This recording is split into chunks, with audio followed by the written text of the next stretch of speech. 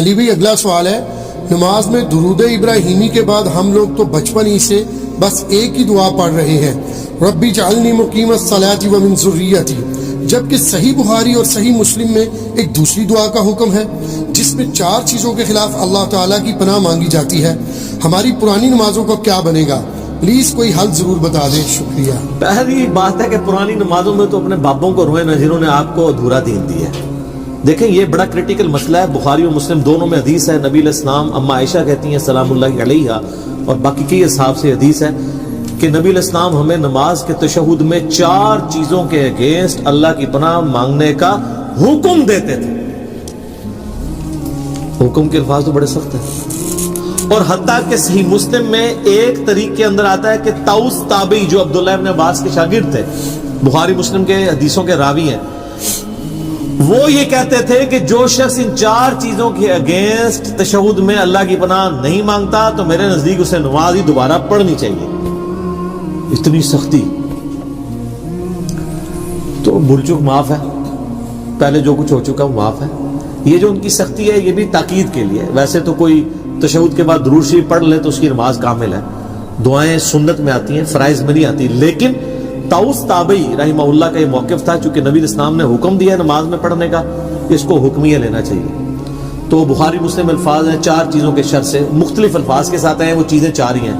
اللہم انی اعوذ بک من عذاب جہنم ومن عذاب القبر ومن فتنة المحیا والممات ومن شر فتنة المسیح الدجال، یعنی جہنم کے اگینسٹ اللہ کی پناہ، عذاب قبر کے اگینسٹ اللہ کی پناہ، زندگی اور موت کے فتنے کے اگینسٹ اللہ کی پناہ، اور دجال جس کا دجل سے ایمان والوں کو اللہ ہی بچائے، آمین ثم آمین، اس کے اگینسٹ اللہ کی پناہ۔ یہ 4 چیزوں کے شر کے اگینسٹ۔ باقی یہ بات صحیح ہے کہ بخاری شریف میں الفاظ ہیں جب تم تشہد میں درود شریف پڑھ چکو اس کے بعد جو چاہو اپنے رب سے مانگو، اس کے تحت صرف یہ دعا نہیں، یہ دعا تو ہے ڈیٹم لیول پہ کمپلسری، اس کے بعد آپ کو جو دعائیں یاد ہیں کتاب و سنت میں عربی زبان کے اندر دعائیں معصورہ ان کو کہتے ہیں، وہ پڑھیں۔ مثلا ایک دعا تو آپ ضرور پڑھیں جو بخاری مسلم دونوں میں کہ نبی علیہ السلام نے، انس بن مالک کہتے ہیں اور کوئی دعا پڑھیں نہ پڑھیں یہ دعا آپ نے زندگی بھر نہیں کبھی چھوڑی، اللہم ربنا آتنا فی الدنیا حسنہ وفی الآخرۃ حسنۃ وقنا عذاب النار۔ اس سے پرفیکٹ دعا ہی کوئی نہیں ہے۔ اے اللہ مجھے دنیا میں بھی بھلائیاں عطا فرما اور آخرت میں بھی بھلائیاں عطا فرما، اور سب سے بڑی بھلائی آخرت کی کیا؟ وقنا عذاب النار، آگ کے عذاب سے بچا۔ یہ اس سے بڑی کوئی دعا نہیں ہے، اور سب دنیا کے ہر کام کے لیے یہی دعا ہے۔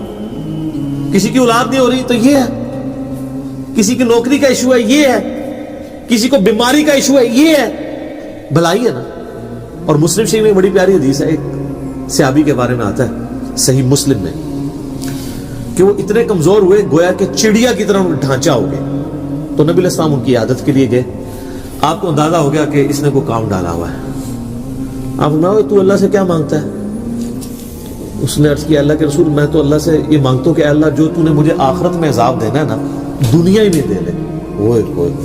اب سبحان اللہ، کیا تم اللہ کے عذاب کو برداشت کرنے کی طاقت رکھتے ہو؟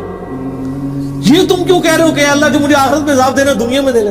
وہ دنیا میں بھی اللہ کا عذاب تو کوئی نہیں برداشت کر سکتا، اور تمہیں تو چاہیے تھا تم دعا کرتے اللہم ربنا آتنا فی الدنیا حسنہ وفی الآخرۃ حسنہ وقنا عذاب النار۔ یہاں ویسے صوفیاء کہتے ہیں کہ ان کو جوئیں پڑی رہتی تھی، کوئی جو نیچے گرتی تھی پھر اوپر رکھ لیتے تھے۔ یہ گند مند دین نہیں ہے اسلام۔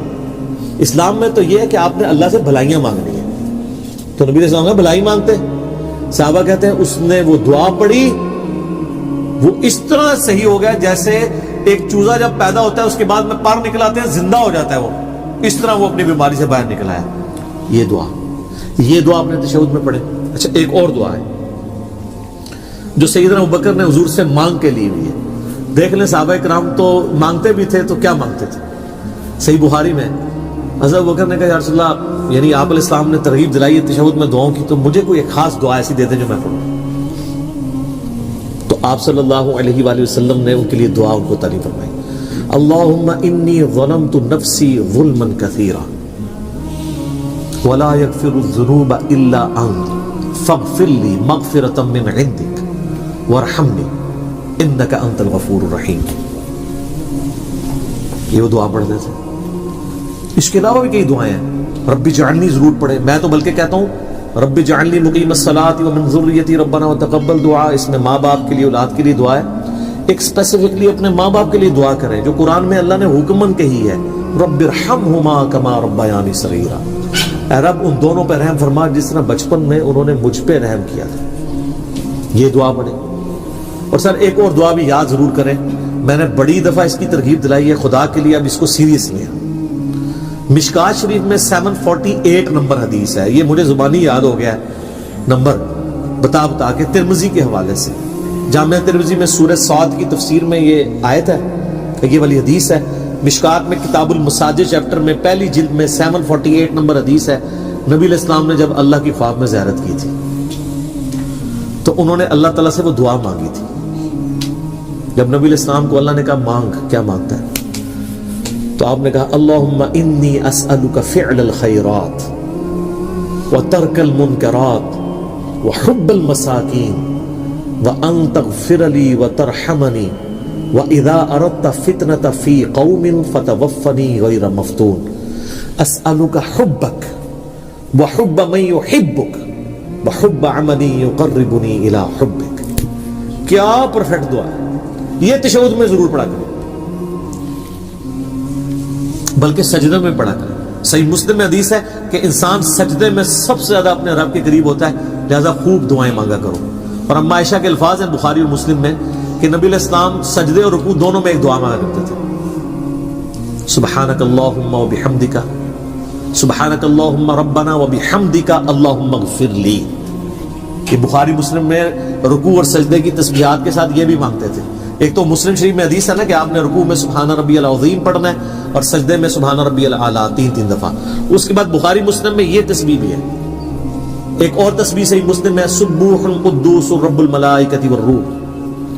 اور سجدے میں دعائیں نہیں مانگیں. اور ایک دعا تو میں نے آپ کو کئی بار بتائی ہے, ہماری کامیابی کا جو راز ہے, اصحاب کہف کی دعا, ربنا آتنا من لدنک رحمۃ وہیئ لنا من امرنا رشدا.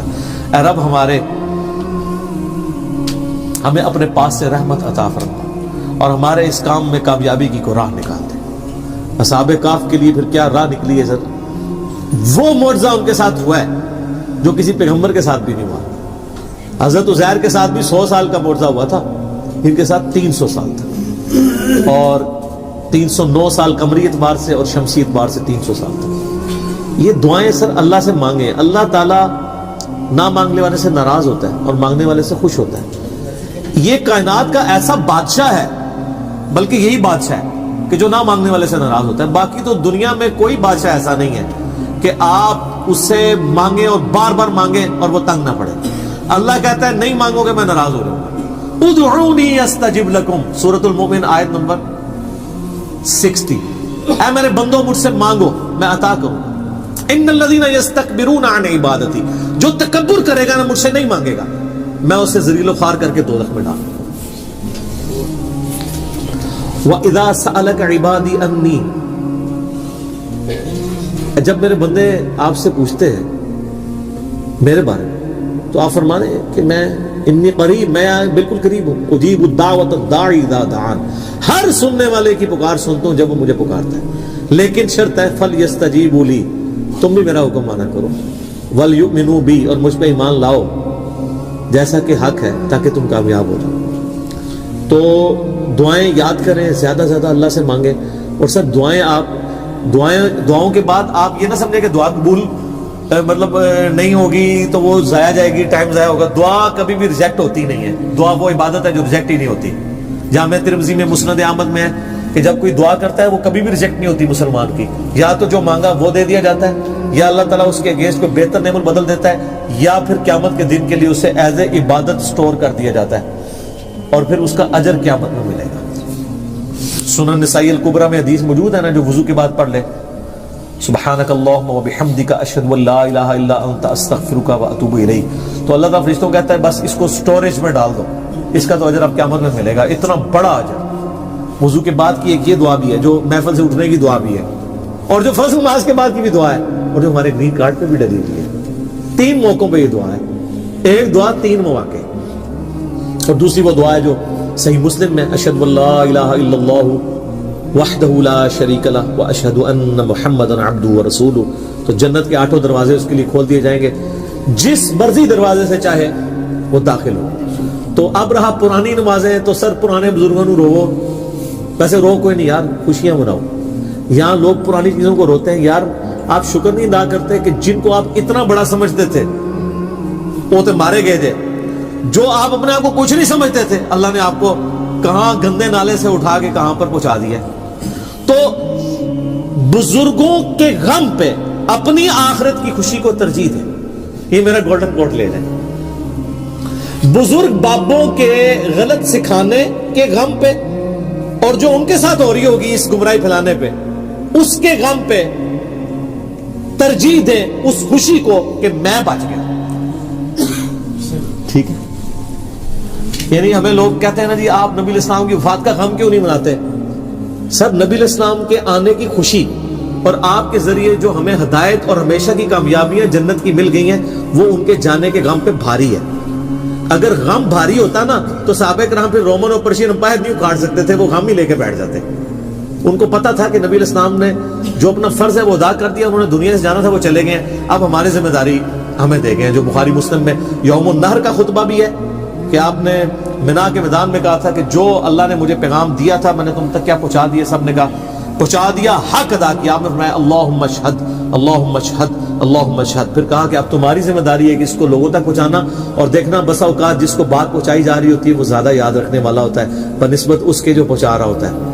اور محدثین جب یہ حدیث پڑھا کرتے تھے تو کہا کرتے تھے صدق رسول اللہ. اوئے ہائے ہائے, رسول اللہ نے سچ کہا تھا. آج دیکھ لیں دین تو نکلا عرب سے تھا, لیکن یہ 6 کتابیں جو آپ کے سامنے رکھی ہیں ان میں کوئی بھی عربی نہیں ہے. آج چینل تو سعودیہ عرب کا ہوتا ہے جو ہم چینل دیکھتے ہیں, لیکن حدیثیں چل رہی ہوتی ہیں رشیا کی اور ایران کی.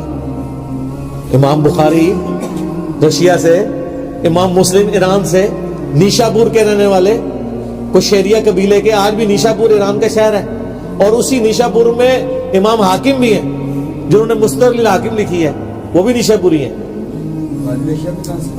بخارا, ہاں رشیا میں بخارا, ٹھیک ہے. اب وہ رشیا کہا جاتا ہے نا اسے, اور تسی آگے ڈیٹی کریٹی سنانا شروع کر دو جو گال ہے انہوں پڑھو, ٹھیک ہے. تو یہ ذالک فضل اللہ یؤتیہ من یشاء. یعنی آپ اس غم کو لے کے بیٹھ جائیں کہ میں تیرے ہوتے جنم لیا ہوتا. نہ سر, آج بھی جنم لو تو تسی بہت کچھ کر سکتے ہو. امام بخاری کے لیے کہتے تیرے ہوتے جنم لیا ہوتا, تو سر انہوں نے اپنے زندگی میں 200 سال بعد آگے ثابت کیا ہے کہ تیرے ہوتے جنم تو نہیں لیا, لیکن کام وہ کیا ہے کہ جو تیرے ہوتے ہوئے جنم لیے والوں میں سے بھی کئی لوگوں سے نہیں ہو سکا. سر تھوڑی بات ہے, پورے دین کی عمارت کھڑی ہوئی ہے, ٹھیک ہے. تو غم کی بجائے نا کام کیا کرے. میرے آگے آگے سارے رونا, او جی وہ ہو رہا ہے جی, وہ ہو رہا ہے جی, دیکھو جی دنیا کس پاس جا رہی ہے. سر اے رونے نہ رو, ان لوگوں کی ریمیڈیز کرو, لوگوں کو سمجھاؤ, لوگوں کو بتاؤ کہ یہ غلط ہے یہ صحیح ہے. لیکن اس کے لیے آپ کو جھوم جھوم کے کہنا ہوگا کہ نہ میں وابی نہ میں بابی, میں ہوں مسلم. اگر آپ کو ہماری ویڈیو اچھی لگی تو ہمارے چینل کو سبسکرائب ضرور کریں.